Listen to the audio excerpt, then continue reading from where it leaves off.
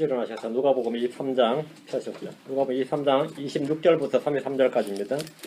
누가복음 23장 26절부터 33절 갈보리로 가는 길에서 전한 복음입니다. 우리 주님께서 빌라도의 관정에서 나와서 재판장에서 나와서 갈보리까지 가는 길, 갈보리로 가는 길에서 전한 복음입니다. 한 절씩 번갈아 가겠습니다. 26절부터 한 3절입니다. 그들이 그분을 끌고 가다가 시골에서 오고 있는 시몬이라는 구레네 사람을 붙잡아 그에게 십자가를 지어주고 그가 예수님 뒤에서 그것을 지고 가게 하였더라.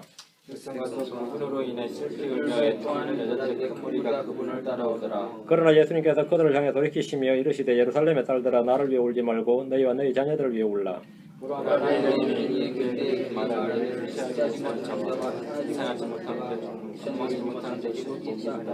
그때에 그들이 산들에게 말하기 시작하여 이르기를 우리 위에 무너지라 하며 작은 산들에게 이르기를 우리를 덮으라 하리라.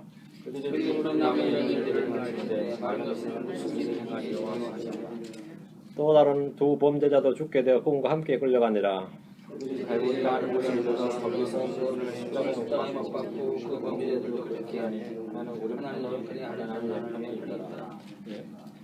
기도합니다. 위대하시고 거룩한 주 하나님 감사합니다. 함께 하시고 도우셔서 오늘도 주님께서 전하신 말씀, 주님께서 친히 하신 말씀을 저희 가운데 주의 육성으로 듣는 것처럼 저희가 성령을 통해 그 음성을 듣기로 원하옵고 주의 말씀이 저희 마음판에 기록되고 전달되게 해주시기를 간구합니다. 아버지 하나님, 제가 말씀을 깨달아 알 수 있도록 주께서 친히 지혜와 계시음을 허락해 주시기를 간구합니다. 저희 눈을 열어주시고 마음을 열어주시옵소서. 아버지 하나님, 말씀을 듣고 깨닫는 즐거움과 기쁨이 가득하게 해주시고 늘 주의 말씀으로 저희가 살아가도록 도우시기를 간구합니다. 하나님 아버지, 제가 진심으로 정말 전심을 다하여 우리 주님을 사랑하고 주님을 섬길 수 있도록 도와주십시오. 감사드리며 주의 성기도 합니다. 아멘. 앉으시기 바랍니다. 오늘은 갈보리로 가는 길에서 전한 복음입니다. 예수님이 유월절 전날 밤에 유대인들의 손에 잡혔습니다. 그들은 대제사장의 집으로 예수님을 데려가서 신문을 했는데 물었단 말이에요. 예수님이 누구신지 또는 그리스도인지 또는 하나님의 아들인지를 꼬치꼬치 정확하게 공식적으로, 이건 오피셜 퀘스천이에요. 정확하게 물었습니다. 그들은 대제사장 앞에서 공식적으로 예수님에게 자신이 누구인지를 밝힐 것을 요구했습니다. 내가 그리스도냐 우리에게 말하라. 그러면 내가 하나님의 아들이냐. 이것이 공회에서 예수님께 한 질문입니다. 예수님이 부인하지 않으시고 자신이 그리스도요 하나님의 아들이심을 시인하자 그들은 그분을 로마의 총독 빌라도에게 넘겨줘서 죽여달라고 했습니다. 빌라도에게 넘겨줘서. 그 당시 유대는 로마의 속국이었기 때문에 사형 집행권이 없었습니다. 그 재판은 자기들이 했으니까 이제 빌라도에게 죽여달라고 보낸 거예요. 빌라도는 그런 사건 맞는 것 자체가 싫었어요. 빌라도가 그분을 보자 내가 유대인들의 왕이냐 하고 물었습니다. 주님께서 또 시인하죠. 주님은 총독 앞에서 자신을 시인하고 부인하지 않으셨습니다. 빌라도는 예수님을 헤롯에게 보냈고 헤롯은 그분에게 많은 말로 물었지만 내가 그리스도냐 하나님의 아들 이런 거는 묻지 않고 네가 뭐 표적을 행할 수 있는지 표적에 관심이 많았어요. 기적을 행해보라. 주님은 그런 데서 한마디도 대답을 하지 않으셨습니다. 헤롯은 주님부터 아무 대답도 듣지 못하자 예수님을 다시 빌라도에게 보내버렸습니다. 빌라도는 수제사장들과 치리자들과 백성들을 함께 불러다가 또 이제 보냈는데 이게 핑퐁이에요. 왔다 갔다. 다시 왔으니까 유대인들을 불렀어요. 그게 수제사장들, 치리자들, 백성들을 함께 불러서 예수님이 무죄인 것을 밝히고 헤롯 역시 그분에서 아무 잘못도 찾지 못한 거로 내가 징계만 하고 풀어줄 것이다. 이렇게 선포를 했습니다. 너희들 여기서 의의를 달지 마라. 내가 지금 이렇게 할 거니까 양해를 구한 거죠. 빌라도는 예수님을 조사한 결과 유대인들의 고소 내용이 거짓이고 이건 전적으로 무혐의, 무죄, 무고다 이거죠. 응? 무혐의 재판할 것도 없다 이거지 이거는. 검사 입장에서 보면 어떻게 된 거죠? 이건 무혐의 처리가 되는 거예요. 무고임을 알았습니다. 빌라도는 그러므로 내가 그를 징계하고 놓아주리라 하니 이랬습니다. 빌라도는 다시 한번 예수님을 놓아주려고 했는데 유대인들이 예수님이 아니라 살인자 바라바를 놓아달라고 했습니다. 빌라도는 세 번째 다시 한번 백성에게 예수님의 무죄와 그분의 석방을 선포했습니다. 누가복음 23장 22절에 그가 그들에게 세 번째 이르되 22절은 그가 그들에게 세 번째 이르되 빌라도 지금 세 번째 말하기를 도대체 그가 무슨 악한 일을 하였느냐 나는 그에게서 죽일 이유를 찾지 못하였나니 그러므로 그를 징계하고 가게 하리라 하더라. 이것이 총독으로서 너희들이 나한테 맡겼는데 나는 이렇게 판결했다 이거예요. 이것이 나는 이렇게 판결했다. 백성들은 빌라도에게 예수님의 석방이 아니라 사형을 집행해 줄 것을 강력히 요구했습니다. 유대인들은 예수님을 십자가에 못 박아 달라고 외쳤습니다. 총독 빌라도는 그들의 압력에 굴복해서 그분을 십자가에 못 박도록 넘겨줬습니다. 자, 그럼 여기서 예수님을 십자가에 못 박아 죽인 자들이 누굽니까? 예수님을 채찍에 때리고 창으로 찌른 자들이 누굽니까? 우리는 쉽게 빌라도의 군사들, 로마의 군사들이라고 말할 수 있습니다. 빌라도는 예수님을 십자가에 못 박기 전에 채찍질을 하도록 했습니다. 군인들은 그의 머리 위에 가시로 엮은 광을 씌우고 조롱을 했습니다. 그분을 골고다라 불리는 갈보리라 하는 곳으로 데려가서 십자가에 못 박았고 그분의 옆구리를 찔렀습니다. 그러면 누가 예수님을 십자가에 못 박았느냐? 누가 예수님을 죽였느냐? 누가 살인자냐? 사도행전 2장 2, 3절 36절 하나님의 증언에 따르면 로마의 군대나 빌라도가 아니다 이겁니다. 유대인들이다 이거죠. 사도들은 예수를 붙잡아 십자가에 못 박아 죽인 자들이 유대인들임을 증언하고 선포했습니다. 사도행전 2장 23절 그분께서 하나님의 정하신 계획과 미리 하심을 통하여 넘겨짐에 너희가 그분을 붙잡아 맞죠? 사악한 손으로 십자가에 못 박아 죽였으나 너희가 죽였다 이거예요. 너희가 그분을 붙잡아 사악한 손으로 십자가에 못 박아 죽였으나 이렇게 말합니다. 죽인 자들은 빌라도나 헤롯이나 로마의 군인이 아니라 유대인들이란 겁니다. 유대인들이다 이거죠. 사도들의 이 증언은 모함이나 위증한 것이 아닙니다. 거짓이 아닙니다. 하나님은 예수님을 죽인 자들이 유대인들임을 사도들을 통해서 그들 앞에 증언하게 하셨고 그들의 죄와 불법을 알려주고 시인하고 회개하도록 하셨습니다. 베드로의 증언은 유대인들이 그분을 십자가에 못 박아 죽였고 하나님은 그분을 죽은 자들로다 살리셨다는 겁니다. 이 예수님을 하나님께서 일으키셨으며 우리는 다 이 일의 증인이라 다 그 일의 증인이라 너희는 예수님을 죽였다 붙잡아 죽였다 그러나 하나님은 그분을 살리셨다 고로 이분은 그리스도다 이거죠. 그들의 손에 붙잡혀 십자가에 죽은 예수님은 하나님께서 일으키셨다. 그분은 지금 부활하셨다. 그분은 주와 그리스도시다. 이것이 사도들이 유대인들에게 계속해서 반복적으로 전한 복음입니다. 36절 2장 36절 그런즉 이스라엘의 온 집으로 확실히 알지니 너희가 십자가에 못 박은 그 동일한 예수님을 하나님께서 주와 그리스도로 삼으셨느니라 하니라. 누가 예수님을 못 박았습니까? 이스라엘의 온 집. 너희가 십자가에 못 박은 그 동일한 예수님입니다. 성경은 이스라엘의 온 집이 예수님을 죽인 살인자라고 증언하고 있습니다. 이 말은 사도들 위로부터 성령의 권능을 받아서 선포하는 주의 말씀입니다. 사도들의 반복된 증언은 예수님을 죽인 자들이 바로 유대인들이란 겁니다. 이것은 논쟁의 여지가 없습니다. 핵심은 그들이 그렇게 십자가에 못 박은 그 예수님을 하나님께서 주와 그리스도로 삼으셨다는 겁니다. 하나님께서 그를 죽은 자들로부터 일으키셨다는 겁니다. 이스라엘의 온 집이 확실히 알아야 할 것은 너희가 죽였고 하나님께서 그분을 일으키셨다. 그리고 하나님께서 그분을 너희의 주와 그리스도로 삼으셨다는 겁니다. 뒤로 갑니다. 사도행전 4장 10절 7장 52절 사도행전 4장 10절 너희 모두와 이스라엘 온 백성은 이것을 알라. 이것을 알라.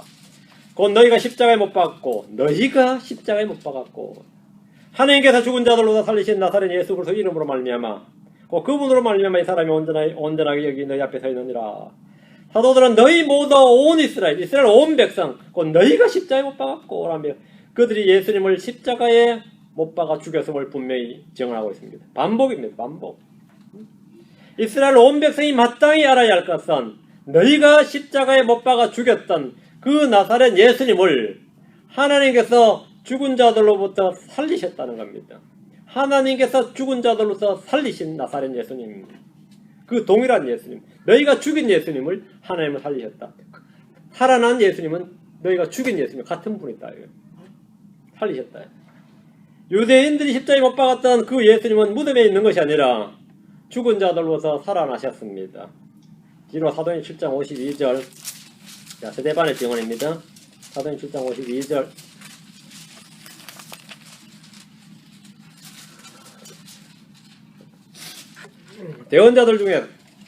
대언자들 중에서 너희 조상들이 핍박하지 아니한 자가 누구냐느냐. 그들은 그 의로우신 분의 오심을 미리 보여준 자들을 죽였고 그들은 조상들은 그 의로우신 분의 오심 예수 그리스도 오심을 미리 보여준 자들이다. 구약의 대언자들은 예수 그리스도 오심을 미리 보여줬다. 구약의 대언자들은 예수 그리스도의 오심을 미리 보여준 자들이고 증언한 자들입니다. 그런데 너희 조상들은 그 대언자들을 죽였고 이제 지금 너희는 그분을 배반하여 그 의로우신 분의 오심 그 의로우신 분 대언자들이 오심을 증언한 그분을 너희가 배반하여 넘긴 자요 살인자가 되었나니 스데반은 유대인들을 걸어 이제 너희는 그분을 배반하여 넘긴 자요 살인자가 되었나니라고 그들의 불법과 죄를 지적했습니다. 예수님은 세 차례에 걸친 빌라도의 집요한 석방 노력에도 불구하고 결국 유대인들의 요구에 따라서 십자가에서 죽게 되었습니다. 빌라도의 법정에서 갈보리로 가는 길 사형장으로 지금 형틀을 지고 사형장으로 가는 길에서 주님은 가지 않으려고 뒷걸음질을 치거나 두려움에 질려서 떨거나 원망과 저주를 쏟아내지 않으셨습니다. 짐승들도 말이죠. 자기 죽으러 갈 때는 어떻게 아는지 막 발로 빗대요. 저 시골에서 보면 돼지들이 이제 트럭에 와요. 그럼 돼지들 실러. 근데 실어 안 가려고 막 안 실리려고 뼈 때린 거 보면은 그냥 가관이죠. 소도 마찬가지고요. 그날따라 안 가요. 차에 안 타려고 말이에요. 얼마나 하는지 모릅니다. 그 부디기 딱 알아요. 사형수들이 그렇게 평온하게 자기 사형수라고 감방에서 편안하게 지내다가 어느 사형장으로 딱 끌려가는 때는요. 뭐 만지면 난리 나죠. 그럼 옆에 교도관들이 번쩍 들어서 간다고. 번쩍 들어서 사형장 틀까지 가요. 번쩍 들어서. 그러면 발버둥을 치잖아요. 예수님이 어떻게 가셨을 것 같아요? 묵묵히 가셨어요. 응? 로마 병사들이 아니면 뭐 안에 사병들이야. 누가 백성들이 누가 예수님 양쪽 팔 딱 잡고 말이죠. 꼼짝 못하는데 번쩍 들고 간 거 아닙니다. 예수 그냥 잠잠히 가르쳤어요. 잠잠히. 응? 빌라도의 법정에서 갈보리로 가는 길, 사형장으로 가는 길에서 주님께서 막 괴로워하시고 막 원망의 눈초리로 사람들 쳐다보고 나 좀 살려달라고 나 좀 어떻게 좀 해달라고 이렇게 하지 않으셨습니다. 두려움에 질려 떨거나 원망과 저주를 쏟아내지 않으셨습니다. 주님은 갈보리로 가는 길에서 따라오던 유대인들에게 돌아서서 말씀을 전하셨습니다. 여기서도 설교 한 편. 여기서도 설교 한 편이에요. 지금 내가 지금 이 상황에서 말이지 말할 기분이겠느냐? 뭐 그런 게 아니죠. 예수님은 바로 그들에게 말씀을 전하셨어요. 자기를 죽이라고 막 선포한 그 사람들에게 돌아서서 말씀을 전하셨어요. 말씀을 전하셨다고요. 갈보리로 가는 길에서 전한 복음입니다. 예수님은 어디서나 말씀을 전하셨습니다. 우리는 성경을 통해서 예수님께서 때를 얻든지 못 얻든지 언제나 어디서나 말씀을 전하셨음을 볼 수 있습니다. 산에서도 전하셨고 광야에서도 전하셨고 바닷가에서 전하셨고 해당에서도 전하셨고 성전에서 전하셨고 길을 가다가도 전하셨고 어느 집회에서도 전하셨고 어디든지 주님은 복음을 전하셨습니다. 어디서나 주님은 복음을 전하셨습니다. 예수 그리스도께서 재판을 받으실 때도 복음을 전하셨고 그렇죠? 재판을 받을 때도 갈보리로 가는 길에도 복음을 전하셨고 십자가에 못 박힌 십자가에 못 박힌 상태에서도 복음을 전하셨어요. 그래서 한 명 구력했죠? 한 명 건져냈죠? 강도 중 한 명 건져내셨습니다. 복음을 전하셨습니다. 주님이 십자가에서 행한 7마디 말씀 우리는 가상칠언이라고 합니다. 십자가 위에서 한 7마디 말씀입니다. 주님은 부활하신 후에도 복음을 전하셨습니다. 주님은 하늘에 올라가신 후에도 교회를 핍박하는 살인자 바울에게 친히 나타나셔서 그에게 복음을 전하셨습니다. 주님은 언제나 어디서나 말씀을 전하십니다. 주님은 지금도 말씀하고 계십니다. 주님은 자신을 따라오는 백성들과 여자들에게 전한 복음은 십자가와 부활의 복음이 아닙니다. 나를 믿으라는 말씀도 아닙니다. 복음을 믿지 않고 거절한 유대인들에게 지금 나를 믿으라 이건 말이 안 되는 거죠. 나를 안 믿어서 그분을 안 믿어서 십자가에 못 박아서 지금 형틀로 가는 길에 예수님이 그래도 나를 믿으시오. 내가 지금 갈보리로 가는 길이지만 지금이 마지막 기회니 당신들은 나를 믿으시오. 뭐 이런 건 아닙니다. 복음을 믿지 않고 거절한 유대인들, 복음을 믿지 않고 자신을 거절한, 자신을 배척한 유대인들에게 장차 너희에게 임할 민족적 심판, 장차 너희에게 임할 하나님의 심판에 대해서 말씀을 해주었어요. 주님은 자신이 죽게 될 사형 장소로 지금 걸어가시면서 장차 이들에게 임할 대환란과 계시록 6장 16절에 나오는 유대인들의 닥칠 전능자의 큰 날에 있을 심판에 대해서 말씀해 주었습니다. 어린 양의 진노에 대해서 말씀해 주었어요. 이는 그들이 지금 주 예수를 배척하고 거부함으로써 믿음으로 말미암는 의와 구원, 은혜로 값없이 주어지는 구원을 얻지 못했기 때문입니다. 구원자를 믿지 않고 십자가에 못 박아 죽여버린 유대인들은 장차 어떻게 될 것인가요? 너희는 지금 나를 십자가에 못 박아 죽인다고 지금 형틀로 갈보리로 데려가고 있는데 너희는 그럼 어떻게 되느냐? 이거 너희는 어떻게 될 것인가요? 지금 너희가 나를 위해서 울고 있는데 지금 나를 위해서 울 때가 아니다 이거예요. 지금 너희들이 지금 나를 지금 위해 울고 있느냐 이거예요. 구원자를 믿지 않고 십자가에 못 박아 죽여버린 유대인들은 장차 어떻게 될 것인가? 죽음의 장소로 가시는 처형장으로 가시는 예수님께서 잠잠히 걸어가시다가 돌아보시면서 그들의 죄와 그들이 받을 심판이 오늘 갈보리로 가는 길에 주님이 전하신 말씀입니다. 자, 본문 봅니다. 26절입니다. 자, 26절 누가복음 23장 26절. 그들이 그분을 끌고 가다가 시골에서 오고 있는 시몬이라는 구레네 사람을 붙잡아 그에게 십자가를 지워주고 그가 예수님 뒤에서 그것을 지고 가게 했더라. 이 말씀 보면 예수님 십자가 안 진 것 같잖아요. 그렇죠? 25절에서 26절로 바로 이어지는 말씀에 따르면 그들이 그분을 끌고 가다가 여기까지만 예수님 십자가를 지셨습니다. 그리고 시골에서 오고 있는 시몬이라는 구레네 사람을 붙잡아 그에게 십자가를 지워주고 여기서 예수님은 걸어가셨어요. 십자가를 안 지셨습니다. 그들이 그분을 끌고 가다가 예수님이 자기 십자가를 진 시간은 구레네 사람 시몬을 만난 순간까지 빌라도의 그 관청에서 그 재판대에서 나와서 약 한 5분가량 뭐 짧으면 2, 3분 그 나오자마자 재판장에서 그까지 가는 시간이 한 15분 거리예요. 예수님 것은 한 5분 정도 십자가를 지셨을 겁니다. 약 예를 들어 길게 잡으면 예수님 일단 자기 십자가를 졌는데 처형 장소인 골고다로 향했습니다. 요한복음 19장 17절에 보면 그분께서 자기 십자가를 지고 해골의 장소로 하는 곳으로 나아가셨는데 이곳은 히브리어로 골고다라 하더라 했거든요. 자기 십자가를 지고 나갔어요. 나갔는데 나가자마자 누굴 만났어요? 구레네 사람 시몬을 만난 거죠. 예수님은 밤새 재판을 받으셨고 로마의 병사들에게 온몸에 채찍을 맞았기 때문에 십자가를 지고 가는데 무리가 있었습니다. 그래서 예수님을 끌고 가던 사람들은 곧바로 지나가던 구레네 사람 시몬을 붙잡아서 강제로 그분의 십자가를 지고 가도록 했습니다. 구레네 사람 시몬 완전 기가 막힐 노릇이죠. 여기서도 이제 인종차별이 좀 있어요. 구레네 사람 시몬은 흑인이었단 말이죠. 그 만만한 사람과 많은데 만만한 사람만 잡아다 그냥 한 거예요. 마가복음 15장 21절에 보면 알렉산더와 루포의 아버지 구레네 사람 시몬이 시골에서 와서 지나가매 그들이 그에게 억지로 그분의 십자가를 지게 하고 억지로 지게 누가 십자가를 지고 싶겠어요. 완전히 이쪽 미신으로 따지면 제수 1부터도 이런 게 없는 거죠. 십자가를 지게 하다니. 응? 십자가를 지게 하고 강제로 억지로 그분의 십자가를 지게 하고 알렉산더와 루포의 아버지 구레네 사람 시몬은 시골에서 올라오던 길에 지나가다가 붙잡혀서 졸지에 무보수로 예수님의 십자가를 대신 지게 되었습니다. 예수님은 구레네 사람 시몬 앞에서 골고다까지 걸어갔습니다. 시몬이 먼저 앞에 가는 게 아니라 예수님이 앞에 가고 시몬은 예수님 따라가면 돼요. 이 장면은 흔히 성화나 영화에서 그려지는 모습과 많이 다릅니다. 예수님께서 갈보리까지 70kg이 넘는 무거운 십자가를 어깨에 면제 질질 끌고 가면서 가다가 쓰러지고 넘어지고 또 일어나고 또 쓰러지고 하면서 병사들이 그런 예수님을 채찍으로 내려찍고 그런 장면은 연출이지 실제 상황이 아닙니다. 예수님은 천천히 걸어가셨습니다. 지고 가신 분이 아니라 지고 간 사람은 시몬이었어요. 시몬이었어요. 예수님은 밤새 재판을 받으셨고 혹독한 매질을 당하셨던 거로 사람들은 구레네 사람 시몬을 잡아다가 대신 그분의 십자가를 지게 했던 겁니다. 이것은 매우 독특한 장면입니다. 예수님의 십자가는 사도들이나 제자들 중에 한 명이 아니라 구레네 사람 시몬이 붙들려서 억지로 지고 그분을 뒤따르고 있습니다. 27절 백성과 또 그분으로 인해 슬피 울며 애통하는 여자들의 큰 무리가 그분을 따르더라. 큰 무리가 따랐다.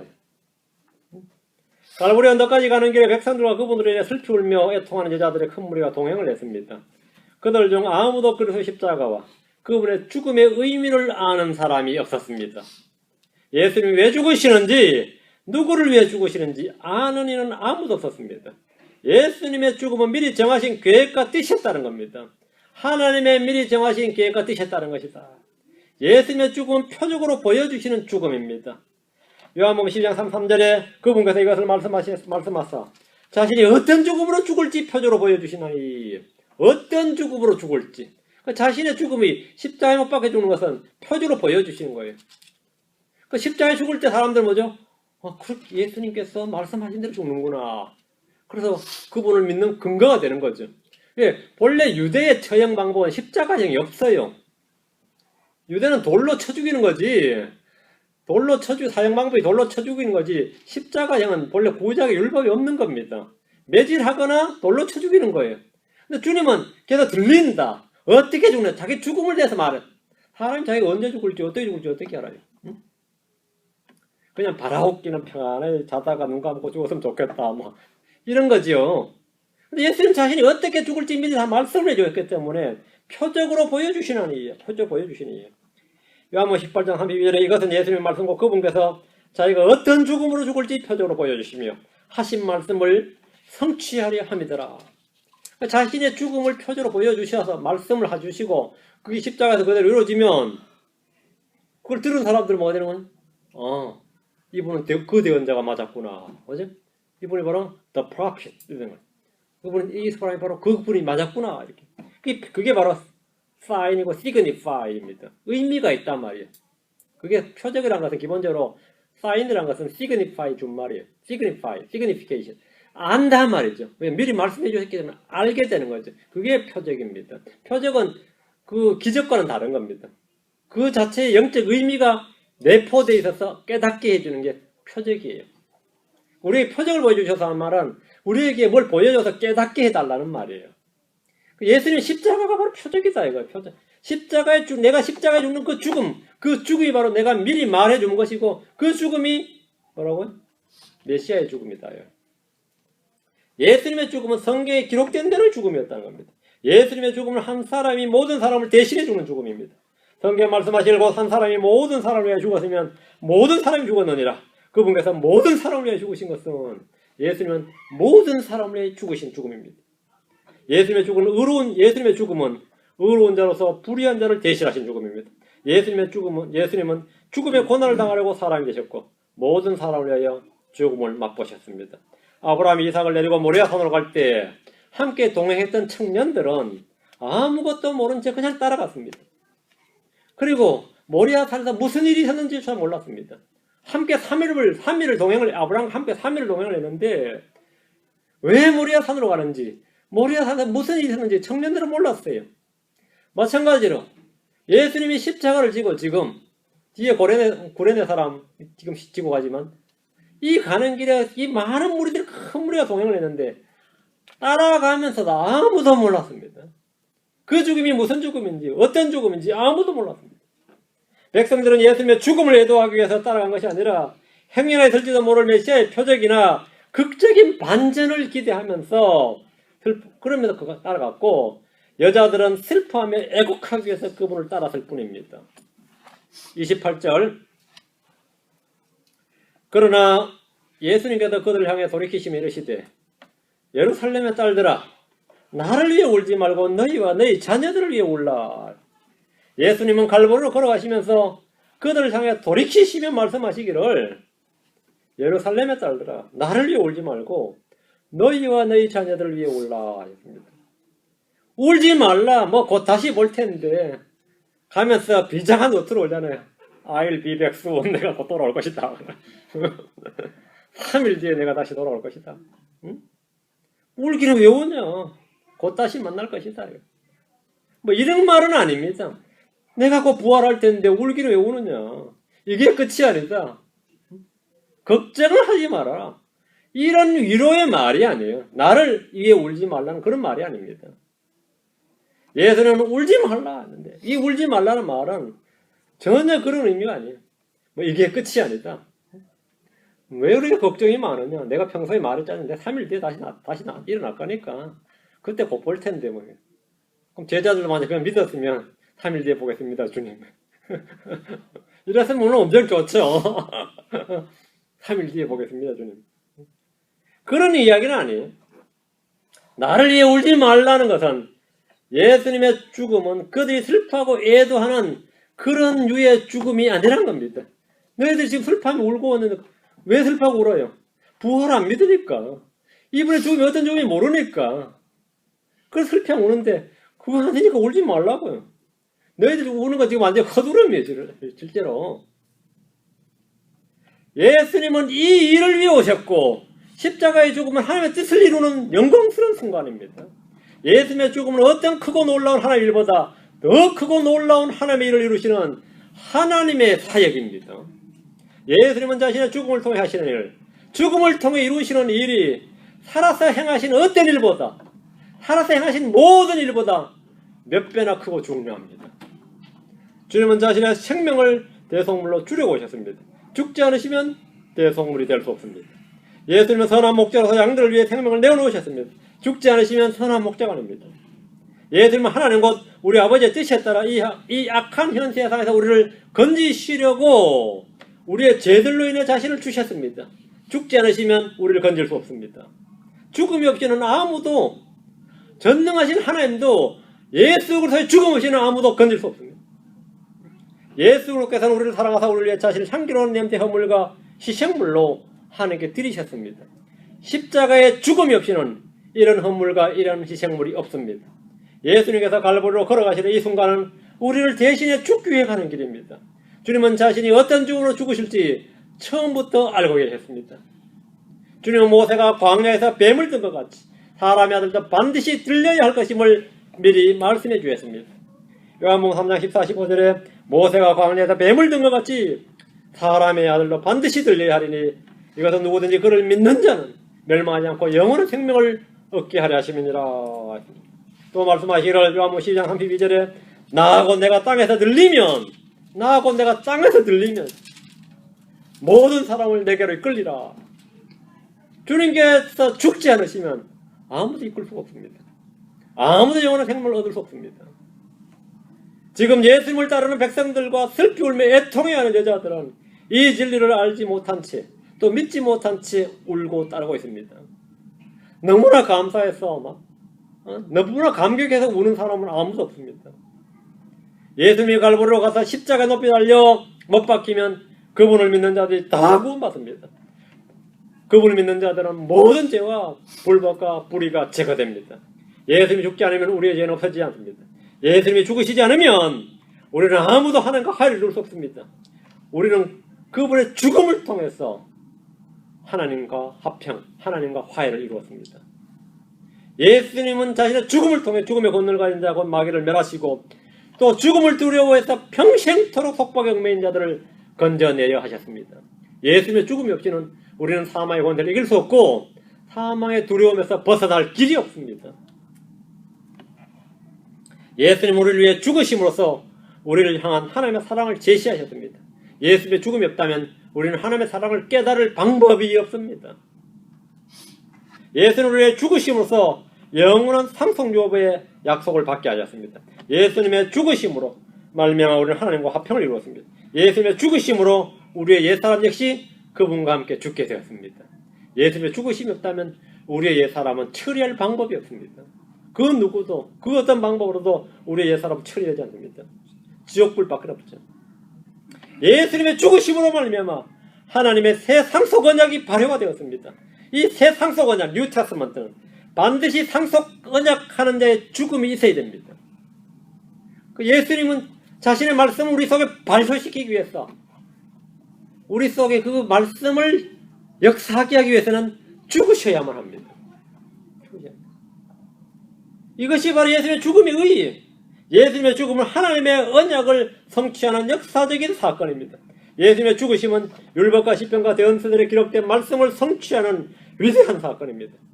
갈보리로 죽으러 가시는 예수님의 모습을 보는 백성들, 그분을 따르는 여자들 중에 이 사실을 알고 믿는 이는 아무도 없는 것처럼 보입니다. 사도들이라 불리는 제자들이 이미 도망을 쳐버렸고 현장에는 요한만이 따라왔습니다. 예수님의 죽음은 이것으로 끝이 나는 그런 죽음이 아닙니다. 예수님께서 제사나 잘 치러다오. 나중에 세월이 좀 안정되거든 기념비나 하나, 나의 추모제나 지내다오. 뭐 그런 건 아닙니다. 나를 잘 기념해가지고 계속해서 내가 평소에 한 말과 행위를 잘 기억해서 너희들이 학파도 하나 만들고 대학도 하나 세우고 위인 전기 전집도 내고 말이야. 그런 이유가 아니다 말이죠. 그런 게 아니다. 예수님의 죽음은 그 죽음으로 끝이 아니란 말입니다. 예수님은 고난을 받아 십자가에 못 박혀 죽지만 셋째 날에 죽은 자들로부터 다시 일어나실 것입니다.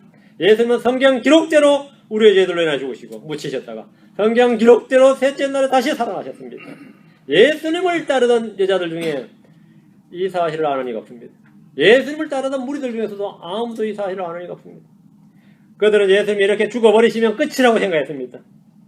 그렇게 기적도 많이 하고 표적도 많이 하고 능하신 일도 많이 하고 좋은 말씀 많이 들려주셨는데 이렇게 죽어버리는구나. 사실은 그냥 이 사람도 그냥 사람이었구나. 메시아가 아니었구나. 하나님 아들이라고 말했는데 사실은 거짓말이었구나. 지금 다 이렇게 생각하고 있는 겁니다. 사도들과 제자들 역시 그렇게 생각했습니다. 모든 유대인들 역시 그랬습니다. 이분이 유대인들의 왕으로 태어나신 분이고 우리를 구속해 주실 분이라고, 이스라엘을 구속해 주실 분이라고 믿었는데 아니었구나. 우리가 그동안 쏘갔구나. 이런 생각을 하고 지금 따라가는 겁니다. 예수님께서 이스라엘을 구속할 때라고 믿었던 제자들은 다 흩어졌습니다. 예수님이 십자가에 못 박혀 죽는다는 사실에 일말의 희망과 기대가 허탈함으로 변해버렸고 유대인들은 깊은 배신감에 치를 떨면서 십자가에 못 박아서 하면서 이제 고함을 지르는 겁니다. 예수님은 고난을 받으러 성문 밖으로 걸어가고 계십니다. 그런 건 터벅 걸어가고 계시는 겁니다. 바로 이분을 뒤쫓아 어린 양의 발자취를 따라가는 것, 그것이 크리스천의 삶입니다. 이 예수님의 발자취 대신에 이 예수님이 가신 이 길을 자신의 영달을 치부하는 인간들이 소위 개독이라 그러는 겁니다. 예수님의 이 희생을 활용해가지고 한몫 챙기는, 그래서 인기도 없고 유명세도 없고 학교도 만들고 부흥도 시키고 이런 걸 가지고 뭐라 그러냐면은 세상 사람들이 다 정확히 말했잖아요. 개신교 기독교라고 그러지. 개신교 기독교, 그게 개독입니다. 우리는 그렇게 되는 겁니다. 우리도 함께 그 길을 뒤따라가야 됩니다. 그 길을 뒤따라야 돼요. 그분께서 갈보리로 길을 가는 중에 하신 말씀이 무엇이냐? 28절입니다. 예루살렘의 딸들아, 나를 위해 울지 말고 너희와 너희 자녀들을 위해 울라. 이게 뭔 말입니까? 그들은 예수님의 죽음을 슬퍼할 것이 아니라 주님을 알지 못하고 믿지 않는 자기들과 그 믿지 않음으로 말미암아 너희가 당할, 너희가 지금 불신으로 말미암아 앞으로 하나님께 당할 그 심판, 진노, 그리고 그 불신을 그대로 물려받을 텐데 자녀들은 너희 자녀들을 위해 올라요. 그들은 예수님의 죽음을 슬퍼할 것이 아니라 바로 너희 자신과 너희 자녀들, 너희들이 지금 구원받지 못하고 예수님을 알아보지 못한, 바로 이때를 알아보지 못하고 이 하나님 주신 은혜의 선물을 알아보지 못하고 이걸 완전히 배척하고 내던져 버렸는데 바로 그걸 위해서는 슬피 울어야 된다는 겁니다. 그들이 받게 될 고난과 환난은 지금 느끼는 슬픔과 애곡과는 비교가 할 수 없는 겁니다. 그것이 앞으로 너에게 임할 것이다. AD 70년에 예루살렘은 완전히 황폐하게 되었고 그 속에 살던 사람들이 얼마나 참혹하게 죽었는지 역사가들이 다 증언하고 있습니다. 그 자녀들이 2000년간 전 세계로 흩어져서 박해를 받았고 대환란 때는 더 극심한 고난을 받는데 세상에 시작된 일로 이와 같은 게 전에도 없었고 후에도 없었다. 29절입니다. 보라, 날들이 이르리니 어떤 날들? 날들이 이르리니 하면 이거 뭡니까? 이건 대환란이에요. 그때 그들이 말하길 후퇴하지 못하는 자와 해산하지 못하는 태와 젖먹지 못하는 젖이 복이 있다 하리라. 보라, 날들이 이르리니 하고 나서 뒤에 그때예란 말이죠. 그때예 하면 여러분 그냥 알아야 됩니다. 그때예 하면 이거는 대환란 하면 주님의 지상 재림이에요. 그때예. 이만 주의 날, 대환란 날인데 그때에는, 그 날들에는 이런 표현이 나올 때면 즉각적으로 대환란을 걷는 말, 주의 날, 지상 재림의 문맥입니다. 날들이 이르리니 그때에 할 때 그때는 큰 환란이 있는 그때입니다. 대환란 때는 즉시 광야나 산으로 도망을 가야 하기 때문에 후퇴하지 못한 자, 해산하지 못한 자, 젖먹이지 못하는 저지, 복이 있습니다. 이때 임신이나 출산하면 복이 아니라 재앙입니다. 아이고 임신해서 축하드립니다. 출산해서 축하드립니다. 아니 이건 재앙이에요. 응? 이건 우리 주님께서 미리 말씀하셨죠. 마태복음 24장 19절에서 21절, 마태복음 24장 25절이 마지막 때 있을 일을 주님께서 제자들에게 일러주신 말씀인데 대환란 장입니다. 마태복음 24장 19절에서 21절. 그날들에는 아이 뵌 자들과 젖 먹이는 자들에게 화가 있으리로다. 그러나 너희의 도피하는 일이 겨울이나 안식일에 일어나지 않도록 너희가 기도하라. 그때에, 그날들, 그때 하면 여러분 언제든지 딱 알죠. 그때는 큰 환란이 있으리니, 이게 대환란, 큰 환란이 있으리니 세상이 시작된 이래로 이때까지 그런 환란이 있었고 이후에도 없으리라. 전무후무한 환란이 있다 이거예요. 주님은 제자들에게 말씀해 주신 바로 이 대환란의 재앙에 대해서 지금 갈보리로 가는 길에서 백성과 여자들에게 말씀을 해주셨는데 이는 그들이 주 예수 그리스도를 배척하고 믿지 않았기 때문입니다. 이것은 이제 너희가 지금부터 당해야 될 일이다. 너희가 나를 믿었고 너를 받아들였다면 이 일에 해당 사항이 없는데, 너희는 해당 사항이 없는데, 너희가 지금 나를 십자가에 못 박고 나를 지금 갈보리로 지금 데려가고 있는 상태에서 너희들이 앞으로 당할 일은 이것이다. 이거예요. 30절입니다. 그때 그들이 산들에게 말하기 시작하여 이르기를 우리 위에 무너지라 하며, 그때에 하면 항상 문맥을 딱 아셔야 됩니다. 그때에 그들이 산들에게 말하기 시작하여 이르기를 우리 위에 무너지라 하며 작은 산들에 이르기를 우리를 덮으라 하리라. 그때 하면 우리는 언제든지 짓게 할 수 있습니다. 어린 양의 진노의 큰 날이 이르면 이 땅에 사는 사람들이 하는 말이 지금 30절입니다. 계시록 갑니다. 6장 15절 17절. 계시록 6장 15절 17절.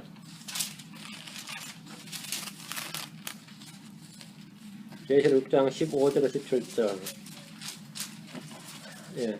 땅의 왕들과 위대한 자들과 부자들과 총대장들과 용사들과 모든 남자와 노예와 모든 자유로운 남자가 동굴과 산들의 바위들 속에 숨고 산들과 바위들에게 이르되 우리 위에 떨어져 왕자에 앉으신 분의 얼굴에서 어린 양의 진노에서 우리를 숨기라.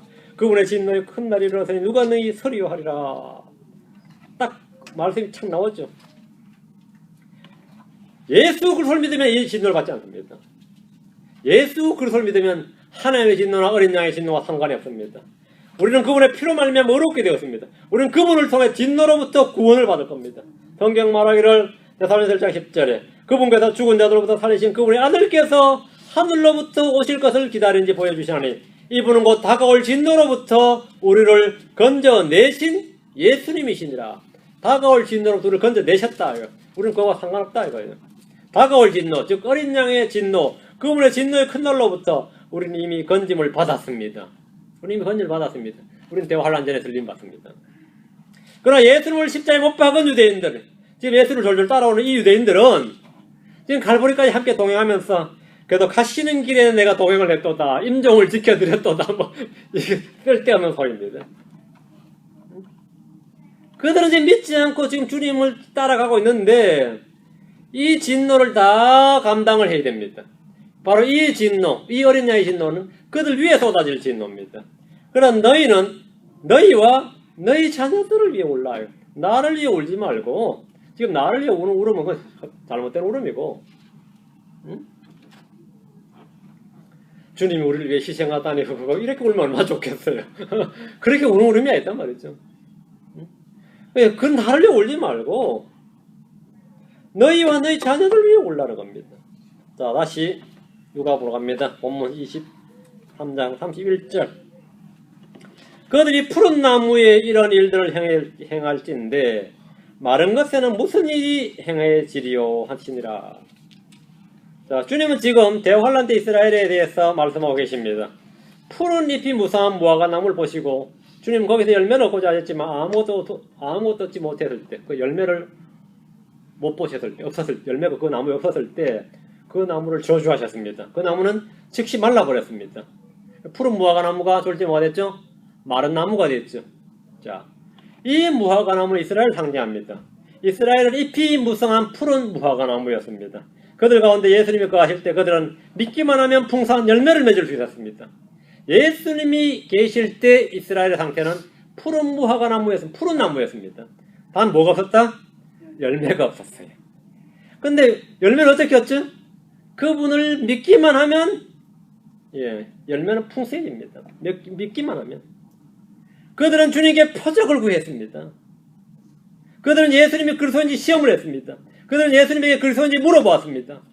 그러나 결국은 예수님을 배척하고 십자가에 못 박아버렸습니다. 하나님 그들에게 다시 한번 기회를 주셨습니다. 사도행전에서 그들 모두가 볼 수 있도록, 육안으로 볼 수 있도록 성령이 임했습니다. 그렇게 성령이 임한 여가 더 없어요. 육안으로 성령이 임하는 걸 볼 수 있게 하셨어요. 그들 모두에게 복음을 전했고, 그들이 십자가에 못 박은 예수님은 부활하심으로 하나님의 아들이시고 그리스도이심을 입증을 해주셨습니다. 그러나 그들은 예루살렘에서 교회를 핍박하고 그렇게 믿는 모든 자를 다 흩어버렸습니다.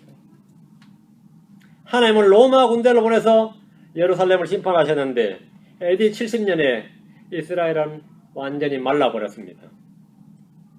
풀은 잎사귀만 열매는 어쨌든 간에 푸르렀는데 완전히 말라버렸어요. 이것이 이스라엘의 민족사를 말하는 예언의 말씀입니다. 에스겔서 17장 24절 말씀을 잘 보셔야 됩니다. 에스겔 17장 24절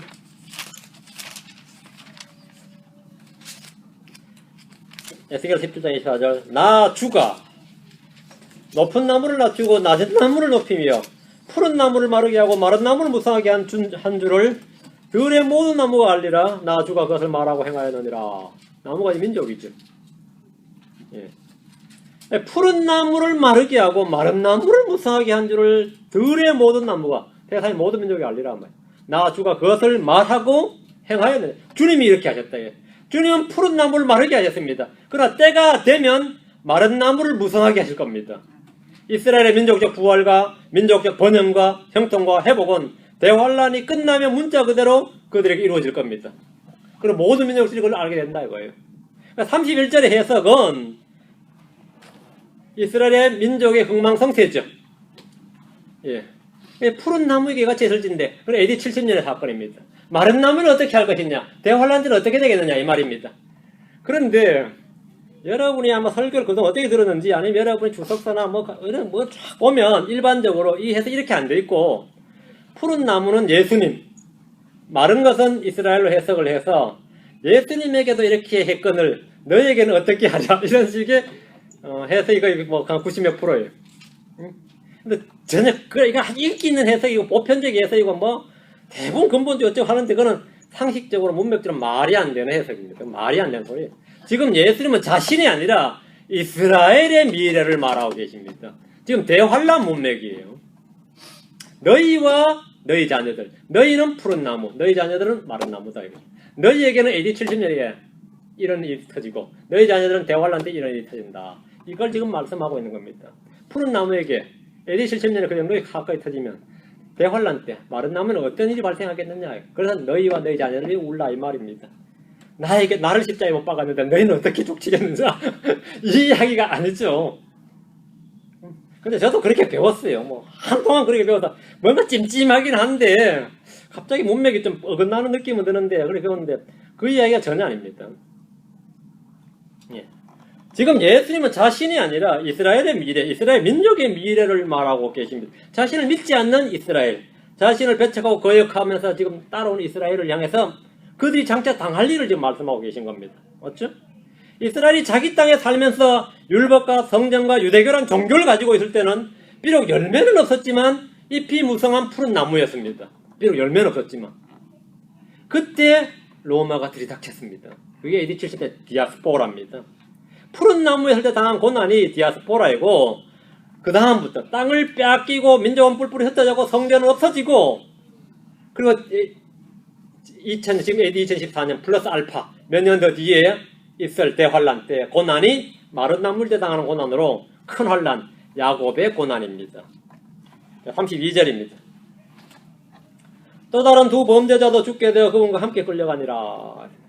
예수님과 함께 그날 처형될 죄수 둘이 갈보리로 주님과 함께 갈보리로 갔습니다. 끌려갔습니다.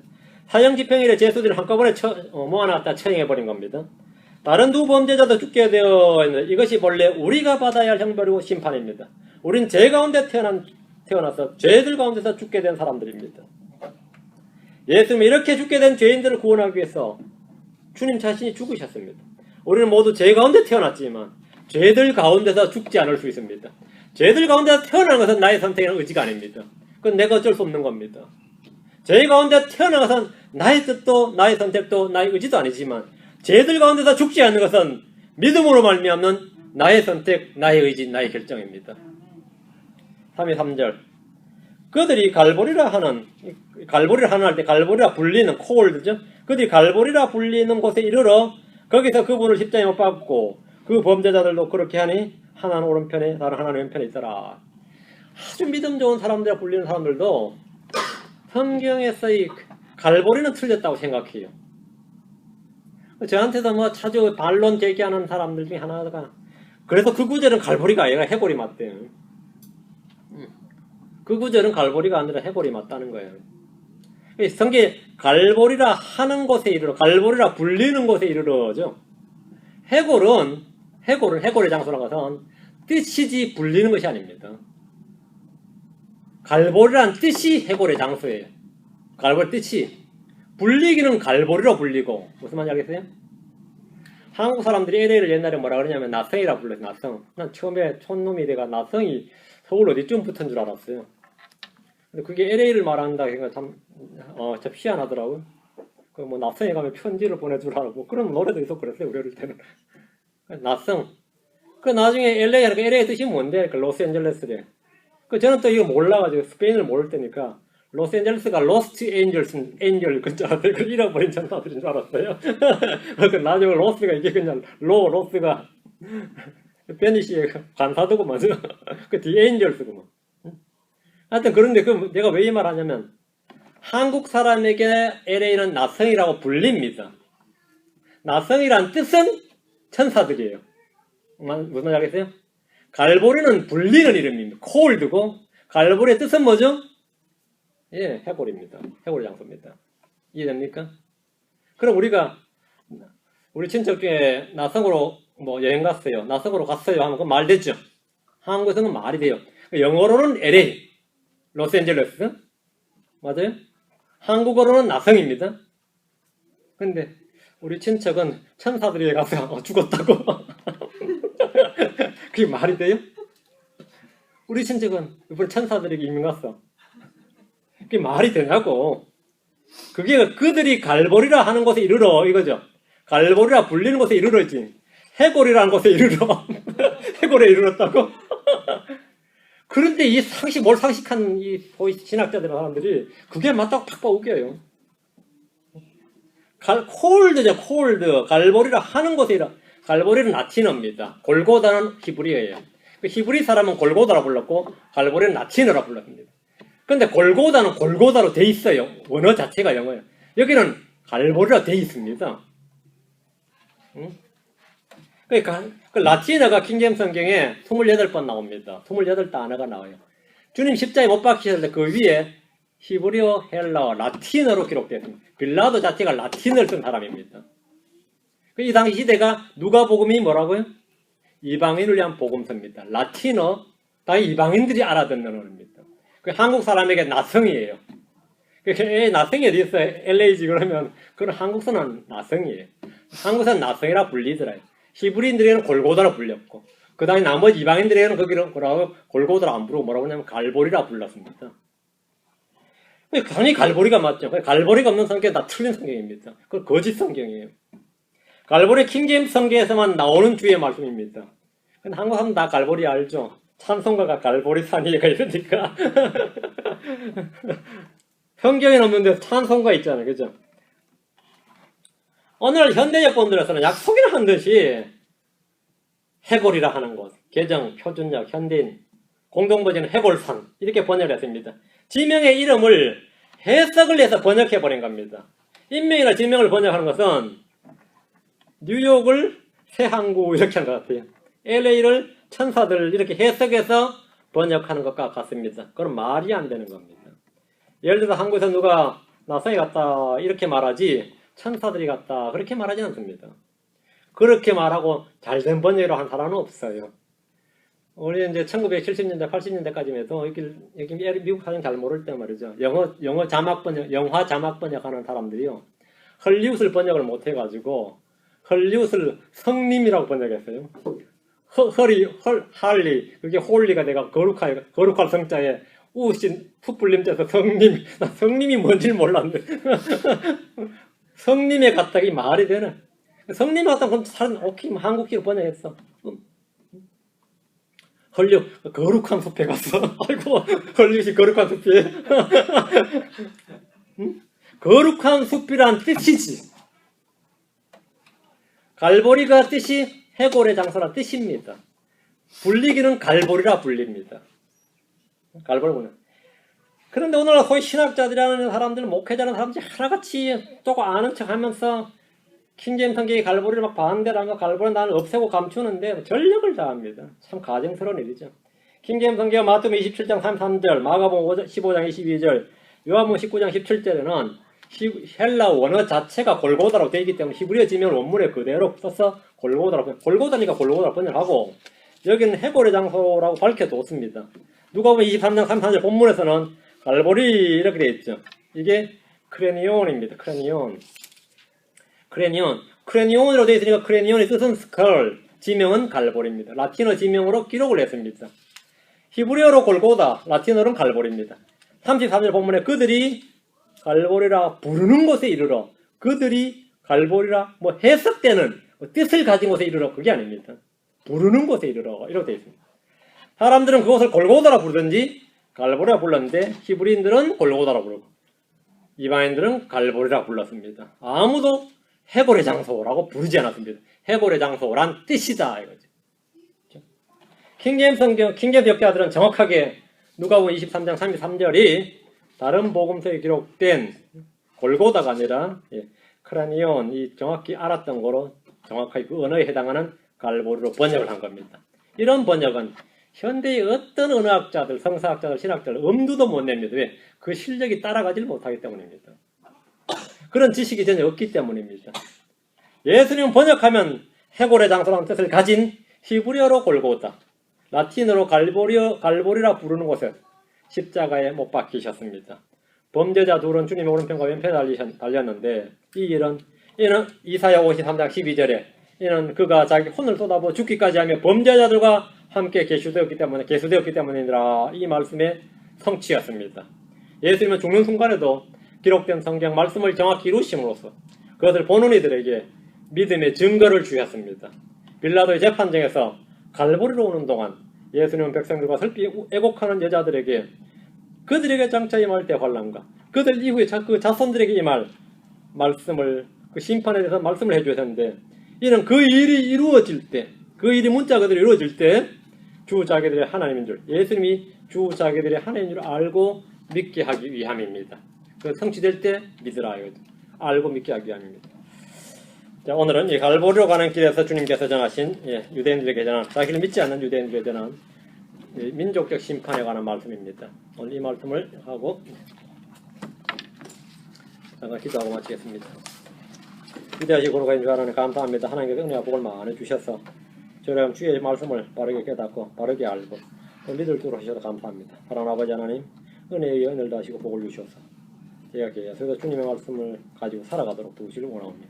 그 말씀의 힘을 늘 덧입고 그 말씀에서 나오는 경이로움을 맛보고 그 권능을 덧입게 해주시옵소서. 감사드리며 주의 성기도합니다. 아멘.